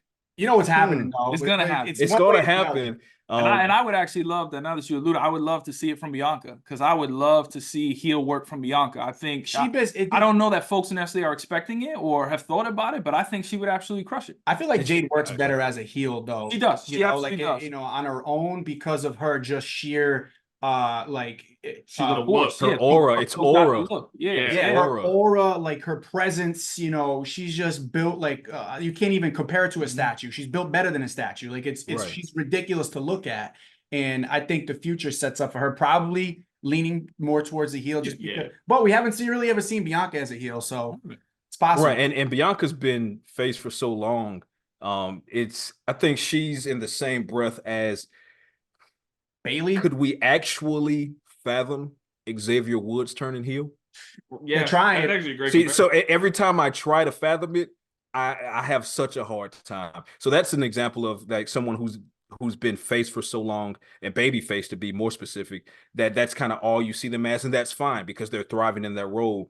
And I think that if we talk in unpredictability, it would be more shocking for Bianca to do it. So if we're going shock value, then you turn Bianca heel. And I think that, to your point, Mike, Jade is more of a ready-made heel, which probably means let's see her as a face. Let's test her as a face. Let's test her ability to get that character over as a face. And that would also help put her over that much more so, because I believe that she's on a collision course with talent like Rhea. I believe she's on a collision course for when Charlotte comes back. That's my baby. Charlotte get better quickly. She's ahead of schedule. Can't wait for the queen to get back. That is the queen. She's going to throw a wrench in that whole division. And I know we talked about it a little bit earlier in terms of Liv and Rhea and Becky. Charlotte's going to come back and throw a wrench in that whole thing. It's unfinished business for Charlotte, because before she tore her ACL and MCL and all of that in that match, she was supposed to be on the very next PLE.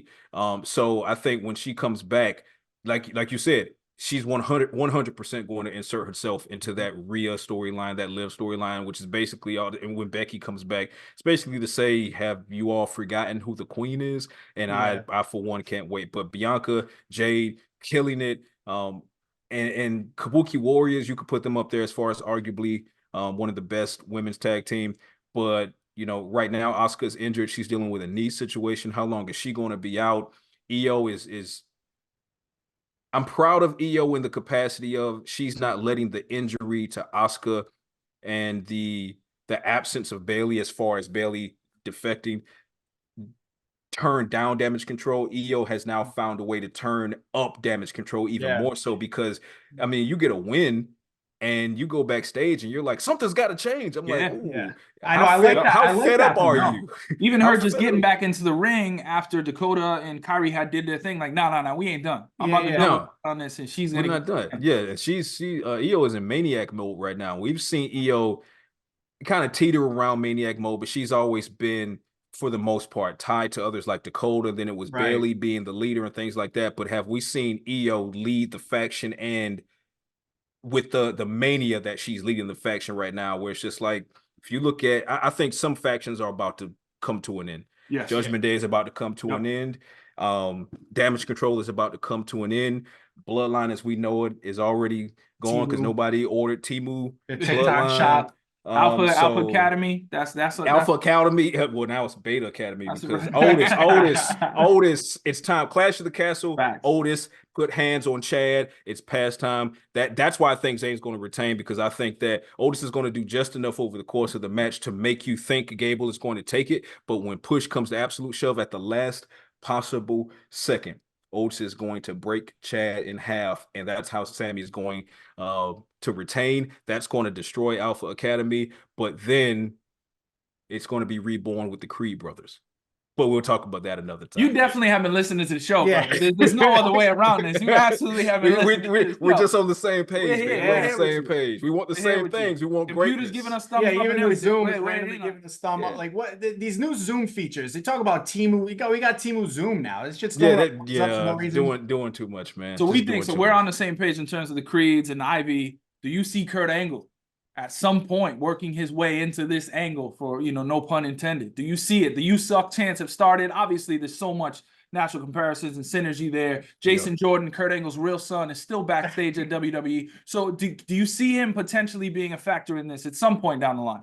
I could see that, but it won't be in ring action in any capacity, because when you look at Angle, and if you guys follow wrestling like I follow it, which is outside of the ring as well, and Angle has dealt with so many demons as far as what stemmed from his wrestling career, injuries, addiction to painkillers and things like that. And he'll be the first to tell you his body's not going to take another bump. It's not. However, mic skills, his mic skills are there and beyond. If he came in and, was looked upon to help Chad get over that much more, then just think of it. If Kurt comes in first, let's say Alpha Academy is reborn, it's Chad and it's the Creed brothers.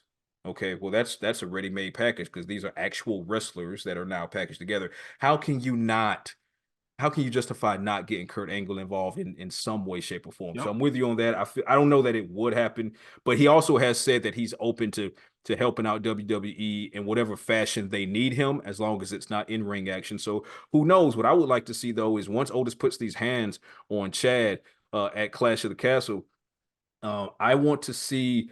I feel like I'm one of the few who want to see Maxine start taking some strides. Yes, and I think the best way to help Maxine start taking some strides is to put her in an Elizabeth role, right? Is to have her manage Otis, because clearly there's something there. There's like this tension that's obvious, right?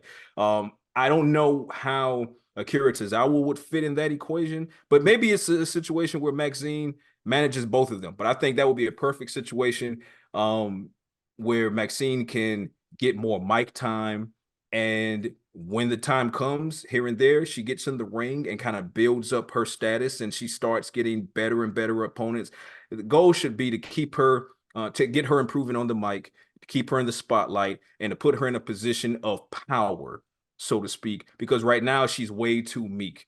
And they kind of exploited that a little bit when they forced her to get on her knees and plead for Chad to stop beating on Otis. So now you have to flip that. You have to put her in a position of power, because there are also several of the women, the wrestlers in the women's division, who've actually come up to Maxine over the past several weeks, and they're like, you can't, why are you submitting to this guy? I think you got the Becky rub. You got that Becky rub. That means you got that Becky love. So I think those are all Easter eggs to kind of try to create a trail of crumbs to let us know that Maxine might be soon put in a position of power. And I can't think of a better way to do it. I know Elizabeth didn't wrestle, but if you think about it from the capacity of managers in general in the WWE, whether it be Elizabeth, who was a non-wrestler, or MVP, who didn't really much see in-ring action, but it was MVP. Mike's heels were phenomenal. Get Maxine in a role where she can still be front and center, and you already have her attached to what's easily right now the best storyline in your entire promotion. So just don't waste that, is what I mean. Agreed.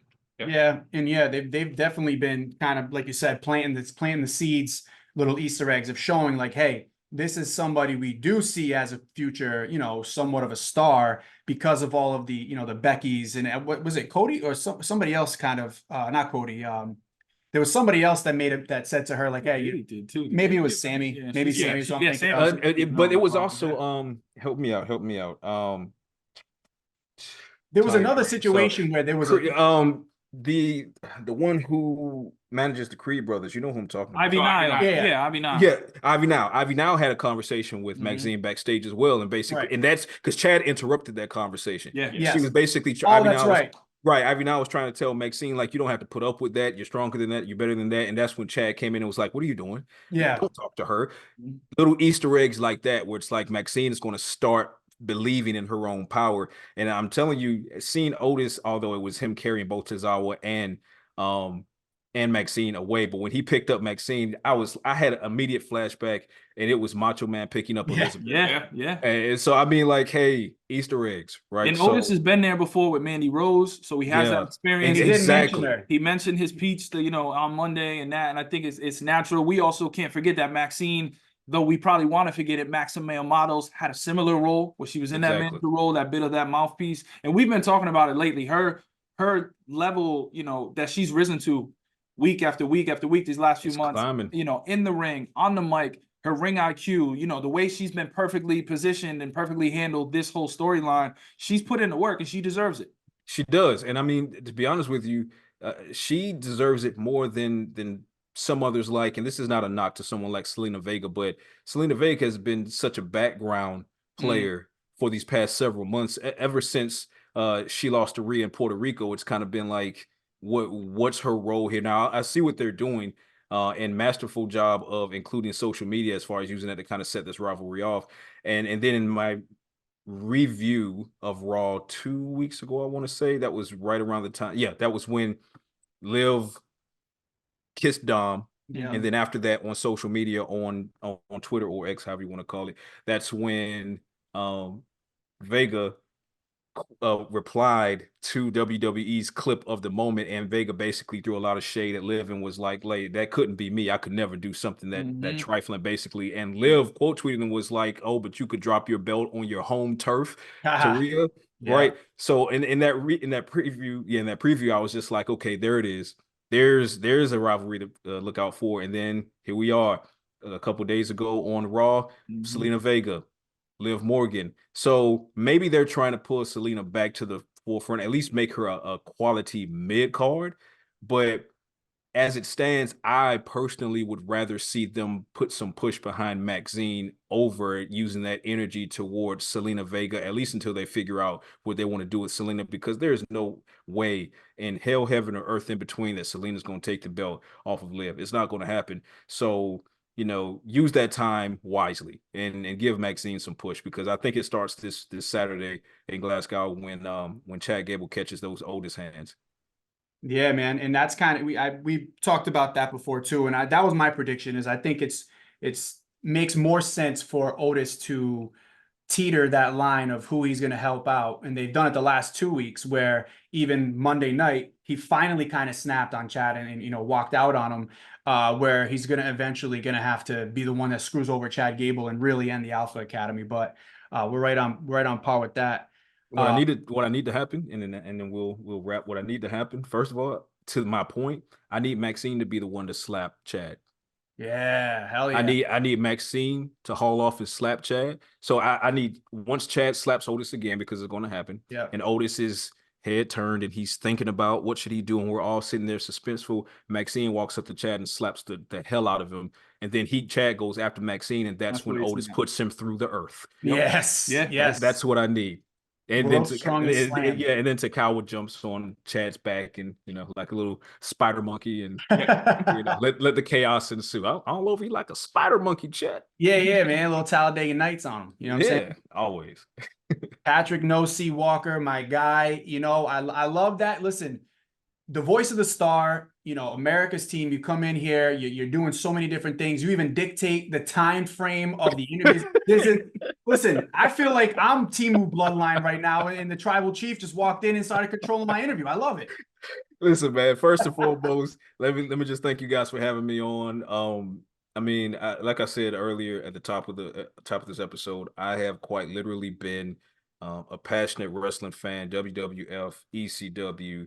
TNA, just all the wrestling ever since I was a little boy. I remember my brother and I and my cousins, we would take a box, we would cut out a cardboard shape of the championship belt and we would wrap aluminum foil around it. And then our grandmother would whoop our ass for wasting her aluminum foil. Oh, yeah. That was the championship belt. We were doing ain't cheap, man. We're doing, RKOs and diamond cutters and everything and torture racks to each other in the living room. All of this stuff, man. And it's always been a passion of mine. And I've always wondered how I could kind of marry that with what I do. But it did take, and this is why I'm always thankful, no matter what happens with the Cowboys, I'm thankful for their existence and my fandom of them giving me an opportunity to parlay to the point where I get to be able to now enjoy covering pro wrestling, and I get to do it with great content creators like you guys, because you guys are freaking killing it. So message to not just you guys, but all the content creators in for professional wrestling, for whatever promotion or for all of the promotions. You guys have been doing a fantastic job. Keep doing a fantastic job, and I just want to contribute whatever I can to the beat. And so thanks for welcoming me in. We will talk 100 more times. Love that. Yes, and I will actually. And leak, I should say, not spoiler. Yeah. I myself and some friends of mine, we have our own podcast coming toward the end of the month. Nice. You guys have got to come on. I need a yes right now. Yeah, I need a yes right now. Say less, bro. Where's the contract? This is gonna be yes right now. This is Come on. Yes. This is gonna go a lot smoother than usual WWE contract signings goes. Nobody's going through the table. We're just gonna sign it and we're gonna hand it, and that's it. There's gonna be no tomfoolery, no bullshit going on. No chicanery, no shenanigans. Exactly. No Temuisms. No Temuisms. Yeah, we're just gonna get to it. Is on the sideline. Yeah, we're gonna rock, man. So again, thank you guys. I'm humbled that you guys even wanted to have me on. I had a blast talking to you guys. This is the first of many, whether it be me tapping back in with you guys or you guys tapping in on my upcoming podcast. So ladies and gentlemen, those of you watching this episode, stay tuned, because these guys have just great things in their future. And if you know me, you know I'm always cooking something, because if you smell what No C is cooking. I don't even got to say anything else. And another big thank you to our guy, Patrik No C Walker. Emphasize on the No C. That's right. He said he didn't know what his mom was doing when she named him, but I think I like that. Foreshadowing. Yeah, she was foreshadowing, because that's quite also, the nickname. it's unique. Yeah, she knew the man was destined to be a star, and she's like, we're going to capitalize on it. Kudos to her. Trying to think of sounds very like Henrik, like the like some hockey players, Swedish hockey very players. Swedish guy. Maybe he's Swedish. Maybe he's got a little Swedish. We didn't ask. We didn't ask him Swedish. But for real, man, No C, the man. And I guess we're looking forward to being on his show, and of course having him back on ours. 100%. Yeah, hard to happen, but easily a top 3, probably maybe top 2. I'm saying this because Mike's in the room, so not number 1 Cowboy fan that I know. Oh, there you go. Oh, I'll say this because Mike's in the room. Number 1 Cowboy fan. There you go. So number 2 Cowboy fan I know, behind your dad. My dad's number 1. Okay, very good. And I'm number 3. And then you're 3. Anybody? I'm trying to think of like a cool, famous to be fair, Cowboys when your fan. dad listens to that, he's gonna like him better too. Oh, for sure. Oh, 100%, definitely. You'd maybe make my top 5. Okay, as long as I'm top 5. If I was outside of the top 5, I was gonna have some questions. I'd have to think about it. All right, fair enough. We're gonna wrap though really quick. It's been a great show already. We're excited for Clash of the Castle, but NXT's had a big week, man. Big week. NXT.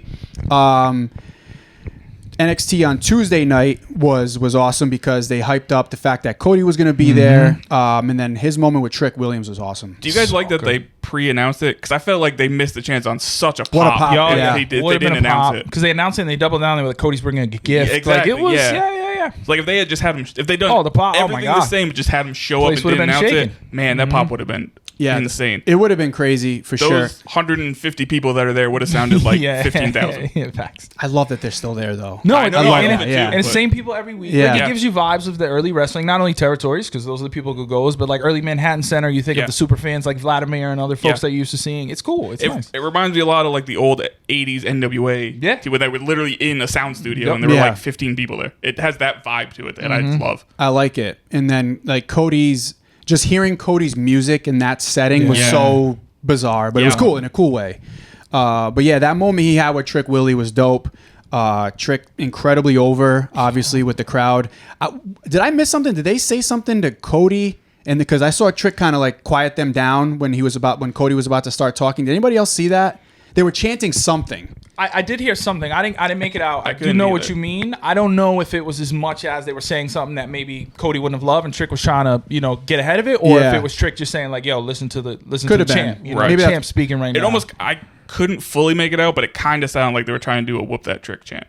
Okay. Maybe that's what it was. So I didn't know if they were like, all right, let's calm that maybe down. that's what it was. Yeah. Cody's about to talk. Let's calm this down. Let him say his thing. Yeah. He was like, "Nah, we're good. Like, we're chilling." But a cool moment because which is saying something. Yeah. No, for real. Well, let's call it what it is. Cody was in Trick Willie's house. Yes. That's the house that. And he's gonna be at Trick Willie's barbecue.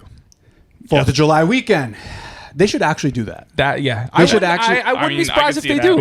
I would not be surprised. Like a vignette type thing that's going to air during. Cody's they'll probably do it. burgers. Yeah, that would actually be sick. Oh, that'd be good. With the like, old with like a Kiss the Chef. What else? The hat, apron, that DX, the DX yep. whole gimmick they did with the Oh my god, just holding slabs of meat. Is that where you were going with that? Yeah, that'd be dope. But yeah, no, NXT. What some of your other big takeaways from the week? My real big takeaway is the fact that Cody also announced the Battle Royal, where he said from other locker rooms, which means probably maybe a main roster come down, probably some TNA. And also, I read online this weekend, Pro Wrestling Noah in Japan is about to make an announcement about.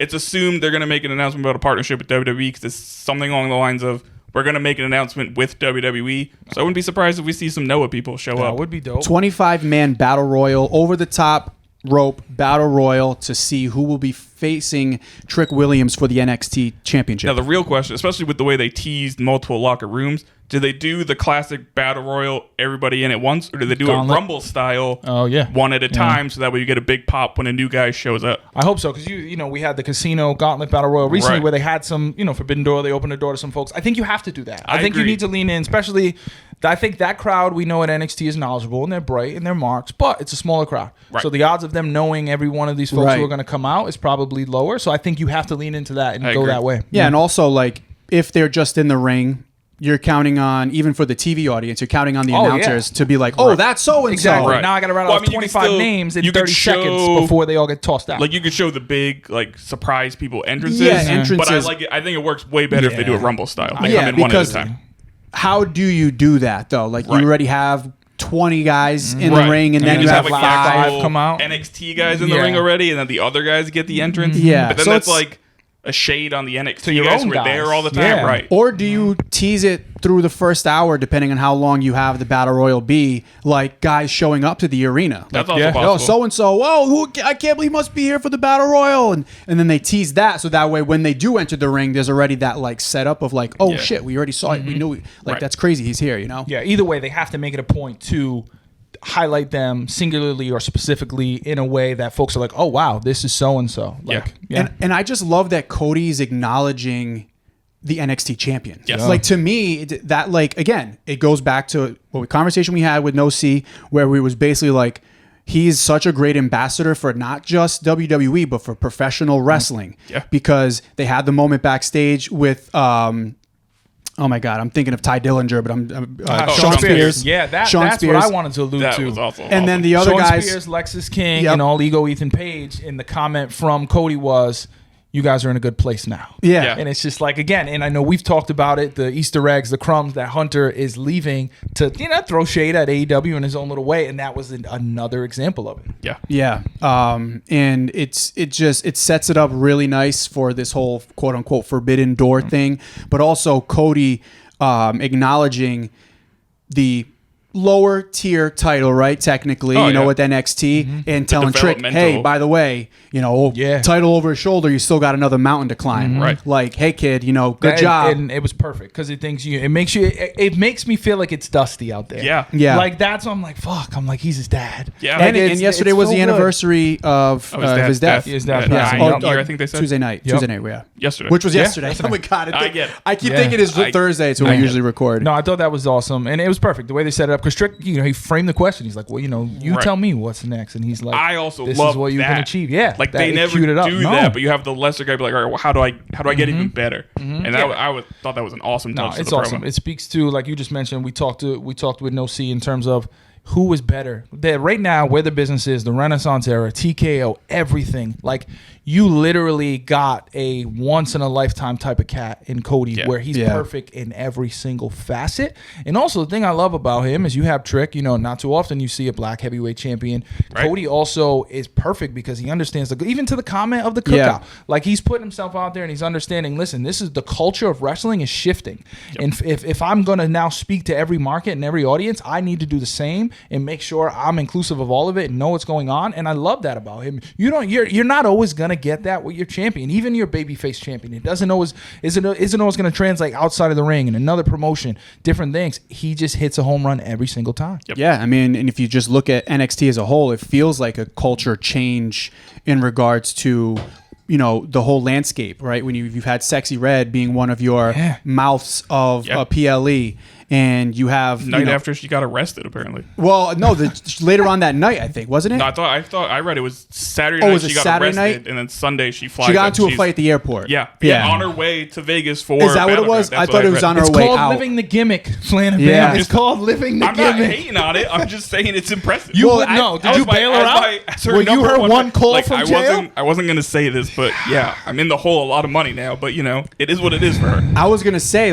where were you? Like, you need to defend your girl. There. You were there. He didn't want to be on a no-fly list. He made the smart. I read that's where it was, in the New Jersey airport. So I drove to Jersey. And you got a Devils fan. Yep. You got yourself a souvenir of saving Sexy Red from just getting trampled. Prison. Yeah, from being arrested for good. Right. Shout out to her. We talked about in the first appearance, she did well. She did even better on the second appearance. Yeah. She might be. She just loves to twerk. Thing. I mean, you can't. And clearly NXT and Shawn Michaels loves to twerk. They just love ass right now. I mean, now, I'll be completely honest. I didn't watch it live because there was the basketball game, and I was trying to watch both at the same time, but my computer was fucking up. So I was like, I'll just watch this Monday morning. And I did fast forward through some clips. Did I miss anything, or is that literally all she did was show up at the beginning, twerk for 30 seconds, and they're like, all right, well, she's not on anymore? Well, there was a cool spot, but I think it was social media exclusive, where Jordan Grace was in the kitchenette, and she closes the mic, opens the mic, she's like, order up, and it's Shawn Michaels wearing his Chef Michaels hat, and Sexy Red coming out with the money phone to her ear. So I'm like, this is amazing, because, kudos to Shawn. Absolutely. Yeah. He's living his life into the chef thing, and he's cooking, and I love it. And also, sometimes I got to take a step back and pinch myself, and I'm like, Shawn Michaels and Triple H rule the wrestling world. Yeah. Exactly the way they fucking exactly what did. They wanted in 20 95. some odd years ago. The Clique is still running the business. I'm paraphrasing here, but I think somebody asked him something along the lines of how much fun are you having with Sexy Red? And he's like, well, it would have been a lot more fun 30 years ago. Yes. Oh my God. And Sexy Red and Somas? HBK, you're still in there. Yes. Sexy Red and Somas. Oh my God, that would have been. Oh man. She would have did more damage to him. She would have did more damage than the Marines did. Oh my God. Good God Almighty. But yeah, great week for NXT. Great week for professional wrestling. Yeah, and kudos to Kalani Jordan. First ever North American title winner. Bravo to her. Clearly, they see that she's a rising star and a budding star. She has the look. In a lot of ways, she's kind of like, and this is no shade, like Bianca Belair light. Yeah. I think they see her in the same frame. Again, I'm surprised they put the belt on her. We talked about that. I do think she still needs a little work. She came out and cut that promo. You can tell she's still so young. Yeah. And so green in the ring. I think when she gets there, she's going to be amazing. But also the fact that those other 5 women in that match tore the fucking house down. Yeah. So Ruka's going to the moon. Yeah. We know Lash is going to the moon. Jada Parker is going to the fucking moon and the stars. Talk about a moon. Yeah. Oh, God. Damn. And shout out to that's 2 straight weeks somebody smacked their ass. Yeah, So it's just like they're, you know, It's like they're drawn to it. This is like, the thing, folks. okay, we get it. We may or may not have had one semi-horny pod through the 14 and 15 that we're at now. We're not doing this on purpose. No, they we are want just us to. delivering the news. they're feeding it to They us. want us to do this. Between Jada Blame Parker's Shawn Michaels. gift and Liv Morgan just being, doing things, being in full mount. What do you want us to do? Right. This is it. We are red-blooded Americans. Yeah. But just off of your comment, I do. Klein Jordan wasn't the wrong choice, but she was a surprising choice. Yes, like I I was didn't see surprised. that coming either. I was Like, surprised. I like, think we shit. thought he was going to be a heel, Exactly, yeah. so we thought it would have made sense. Like you said, I thought Fallon. Fallon. Shout out to that coat she had on. Yeah, that was dope. She had to be hot as shit, but that coat was fun. Yeah. It's probably And air I thought her conditioned. music was kind of cool. It was country, but it had a little hip hop to it. Yeah. Yeah, It was well, that's been the her Jelly theme Roll song for a dudes. while. Yeah, I think it was. I'm That just was the surprised first they time I haven't- listened to it. I'm just surprised they haven't changed it now that she's a heel. Little Like, giving her Cowboy something Carter. to- Yeah. But no, good. I think good PLE for Battleground. And some stuff was better than others. Yeah. I thought All Ego, Ethan Page, and Trick was awesome. Yeah. I thought that was a really, really good match. I thought All Ego, he looks great. You can tell he's put on some muscle and he looks Definitely. ready to work. But He I'm fits in excited. really well there. So Yeah. good, so good. He's a WWE guy. Yeah, just he is. fits. He looks like he fits in Yeah. really well. So yeah, lot to look forward to in the NXT world. One of my favorite. It's just really been such a great show consistently now for a couple months that it's. I look forward to it it's every week. appointment I agree. viewing in a lot of Yeah. ways. Yeah. And then you look at other times at NXT, especially the 2.0. Yeah, the era, 2.0 where I kinda lost checked out a me. little I bit. was It's out. Clearly, yeah. I mean, the whoop that era is here and it's here to stay. Yeah, I stand by what I said. They've gone through their version of the main Yes. roster. Black Right. and Gold was the 80s golden era. 2.0 was the new generation, and now with Trick, This it's is kind of cool. almost Yeah. their Austin. Yep. Sexy Red It's twerking Sexy ass, Red, Jada yeah. Parker It doesn't get just any showing more ass. attitude. This is we're Kind loving of it. their attitude there. I will say though, with Jada Parker, I don't want her to be the one to take it off of Kalani because I actually kind of want her on the main roster already. I Yeah. think she's ready for the Yeah. main roster right She's now. I great. think she is. She's great on the mic. She's so good. Great in the ring. Yeah, she has just, the look. She just gets it. Yeah. True. She does. I- That I- IQ is there. She's awesome. And Yeah. Lola Vice too. I know with the underground match she had with Shayna Baszler was awesome, but clearly Lola's getting the push. I think they've wanted to push her this way since the beginning, and she needed some work. Granted, She was everybody twerking does. with Sexy Red. She was twerking She with was Sexy twerking Red. with Sexy That Red. was the one, and that's the thing. And she's, I'm all in on Lola Yeah. Vice twerking too. God, But yeah, we are. another one who kudos to her. I think she's going to be up at the main roster sooner rather than Yeah. later too. And I think she's another one where she might not have the long title runs, the big title Right. runs. She might be ready sooner. Yep. Yeah. Although I do also think she might be the one they have take it off of Roxanne. Yeah. I think she might be the next NXT. That was women's that champion. match too. Awesome. Yeah. Awesome. The Juggernaut and the Prodigy put on one hell of a match. Yeah. We're putting a hurting on our bandwidth for YouTube. They're gonna hate me for That's- this upload. They're gonna hate me for this upload. But to wrap up the show, I do just want to get one hot take because we do have a PLE this weekend in Scotland. Flanaban, we'll start with you. Do you have a hot take, or not really a hot take, but like what is a main prediction you want to make heading into Scotland on Saturday? I'm going to do both my hot take and I think my main prediction. Drew McIntyre does not walk out World Heavyweight Champion. Okay. He loses in Scotland thanks to, as No C said earlier, I think it is thanks to CM Punk. CM Punk. CM Punk's going to come and cost him the World Heavyweight title. Very good. Okay. Flanny? Hot take. I don't know if it's a hot take as much as I think it may be just being a little different here. I think ultimately Drew finds a way to walk out of Scotland the title. I think in a lot of different ways, and it could be not that WWE's throwing him a bone, not that he needs it. You know, he deserves everything he's gotten, but I think in some ways because of him winning the title in the Thunderdome and there being nothing, I think in some ways they'll look at it like, well, cool, we're going to now put the belt on you at home and make sure you feel all of that love that you should have felt the first time and make this special for you being this the first time in Scotland. Right. So how can you think of any other better way to win the belt the way you should in front of a live crowd, in front of your hometown crowd? I think somehow, even if Punk comes in and there is some sort of interference or something there, I think they still put the belt on him. I think we can get Gunther where potentially he drops to Gunther and then maybe we have the opportunity to see him and CM Punk build and then Gunther, because Gunther's ready for the belt. We know he's ready for the belt. And I think Drew, as much as he deserves a title run, I think if you give him the belt in Glasgow in that way, I think he's, I don't want to say comfortable and content because I'm sure he'd want to keep the belt to be like, okay, cool, I got my moment. Now I can go have the storyline that makes more sense. I like that. Both solid. Can see both happening. Mine is going to be that Sammy retains. I think that the storyline is still good enough that I think if you put the belt on Chad Gable this weekend, kind of derails it because you pretty much remove Sammy from it unless you set up a rematch or something at Money in the Bank. But I think that maybe that's when you give Gable the title, is at Money in the Bank, maybe even all the way to SummerSlam. You got to figure the Alpha Academy stuff got to come to a head. They're going to interrupt. They're going to be involved somehow to screw Gable over, and he's going to finish that. I don't think this isn't necessarily me saying that he's going to team up. Sammy's going to team up with Otis and Maxine and be their new, leader or whatever. I think they're all going to go their separate ways. Academy. What was that? The Canadian Academy. The Canadian Academy. I think they're going to all go their separate ways, but I do think that Sammy retains. You don't see any titles exchange hands this weekend. I think all the titles stay because I do think CM Punk's going to show up and screw over Drew McIntyre. And and then Judgment Day, they're banned from ringside.